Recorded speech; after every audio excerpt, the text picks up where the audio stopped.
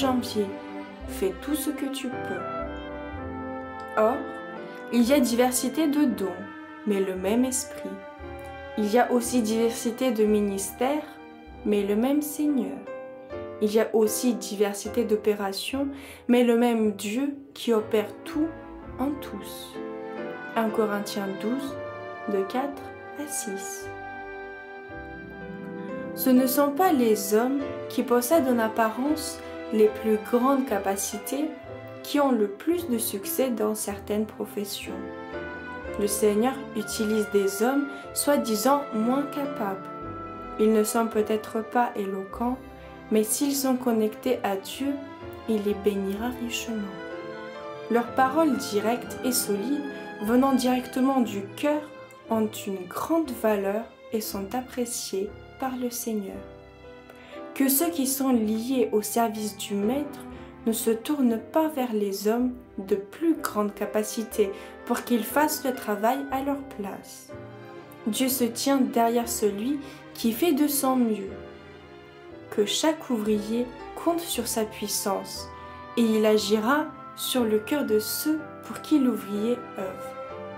Un grand bien peut être accompli par le travailleur sincère et humble qui se rend compte que le succès ne dépend pas des apparences, mais de celui qui lui a donné son ordre de travail.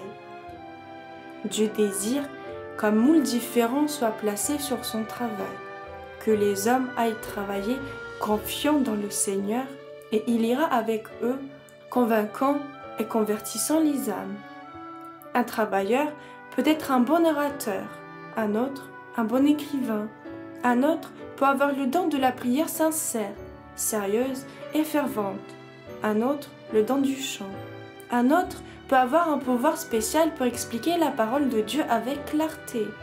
Et chaque don doit devenir une puissance pour Dieu parce qu'il travaille avec l'ouvrier. À l'un, Dieu donne la parole de sagesse, à l'autre la connaissance, à un autre la foi. Mais tous doivent travailler sous la direction du même chef. La diversité des dons conduit à une diversité d'opérations, mais c'est le même Dieu qui opère tout en tous. 1 Corinthiens 12, 6. Qu'aucun homme ne méprise un don soi-disant inférieur. Mettons-nous au travail. Que personne ne reste les bras croisés et incrédule parce qu'il pense qu'il ne peut accomplir aucune œuvre puissante.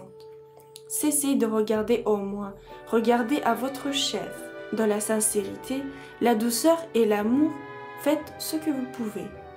Dieu bénira assurément les travailleurs sincères. Si le Seigneur choisit tes pieds pour faire son œuvre, donne-lui tes pieds.